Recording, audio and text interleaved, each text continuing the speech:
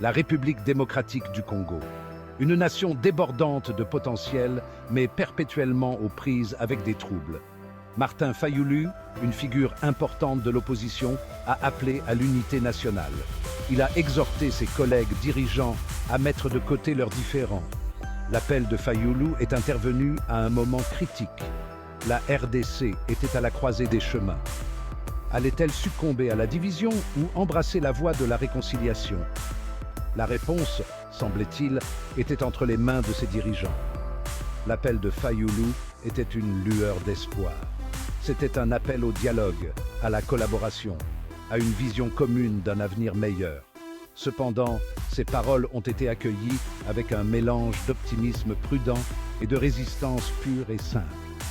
Le paysage politique en RDC était aussi complexe que volatile, et la vision d'unité de Fayulu se heurtait à une bataille difficile. Les enjeux étaient incroyablement élevés. La RDC, avec ses vastes ressources naturelles et son importance stratégique, a longtemps été un pion dans un jeu d'échecs géopolitique.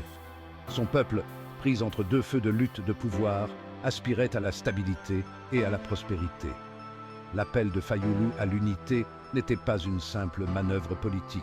C'était un plaidoyer pour la paix et une chance pour la RDC de enfin prendre son destin en main. Moïse Katumbi, un personnage puissant connu pour son ambition, a répondu avec défiance. Il a qualifié l'appel de Fayulu de naïf. Katumbi, maître des manœuvres politiques, s'est tourné vers les médias sociaux. Il a lancé des attaques cinglantes, accusant ses rivaux d'hypocrisie et de traîtrise. Ses paroles ont attisé les flammes de la discorde. Les partisans de Katumbi se sont ralliés à lui, faisant écho à ses sentiments en ligne et hors ligne. Ils considéraient l'appel à l'unité de Fayulu comme un signe de faiblesse. Pour eux, le compromis était une trahison. Internet est devenu un champ de bataille de hashtags et de vitrioles, polarisant davantage une nation déjà divisée.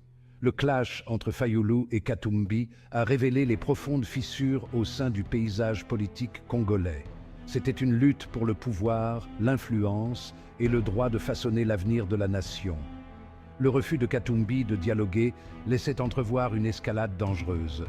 C'était une indication claire qu'il était prêt à faire passer son ambition personnelle avant les besoins de la nation. L'Église catholique, une institution respectée en RDC, a accueilli avec prudence l'initiative de Fayulu. Le docteur Denis Mukwege, prix Nobel de la paix et défenseur de la paix, a ajouté sa voix au concert de ceux qui réclamaient l'unité. Cependant, leurs appels semblaient tomber dans l'oreille d'un sourd. D'autres poids lourds politiques sont restés visiblement silencieux, leurs allégeances peu claires. Le silence de ces acteurs clés en disait long. Il mettait en évidence les complexités de la politique congolaise où les allégeances changeaient comme le sable du Kalahari. La peur des représailles, l'attrait du pouvoir et le poids des griefs historiques ont créé un climat de méfiance et de suspicion. Au milieu des manœuvres politiques, le peuple congolais observait avec un mélange d'espoir et d'inquiétude. Il aspirait à la fin du cycle de violence et d'instabilité qui sévissait dans son pays depuis bien trop longtemps. La question restait posée. Leurs dirigeants se montreraient-ils à la hauteur ou succomberaient-ils une fois de plus à l'attrait du pouvoir aux dépens du bien-être de la nation? Section 4. L'œil des médias. Les médias congolais, un mélange dynamique de médias indépendants et de plateformes contrôlées par l'État, se sont emparés du drame qui se jouait. Les journaux ont publié des titres mettant en évidence les divisions au sein de l'opposition. Les émissions débats à la radio ont été le théâtre de débats houleux. Les médias sociaux sont devenus une caisse de résonance, amplifiant à la fois l'espoir et le désespoir. Les médias ont joué un rôle central dans la formation de l'opinion publique. Certains médias, alignés sur le parti au pouvoir, ont minimisé l'importance de l'initiative de Fayulu, la présentant comme une tentative désespérée de retrouver sa pertinence. D'autres, plus critiques à l'égard du gouvernement, ont amplifié les voix de ceux qui réclamaient le changement. La couverture médiatique reflétait la profonde polarisation qui imprégnaient la société congolaise. C'était un rappel brutal que la bataille pour l'avenir de la nation ne se jouait pas seulement dans les couloirs du pouvoir, mais aussi dans le cœur et l'esprit de son peuple. Section 5. Une opposition fracturée. L'opposition, autrefois un front uni contre le régime en place, était désormais une entité fracturée. Le défi de Katumbi a révélé les fissures qui étaient présentes depuis longtemps. Les ambitions personnelles, les divergences idéologiques et les erreurs de calcul stratégiques avaient fait des ravages.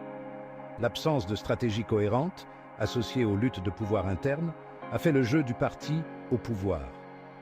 L'élite dirigeante, experte dans l'art de diviser pour mieux régner, a exploité ces divisions à son avantage.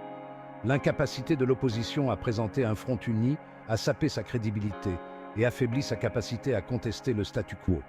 La fragmentation de l'opposition a eu des conséquences considérables.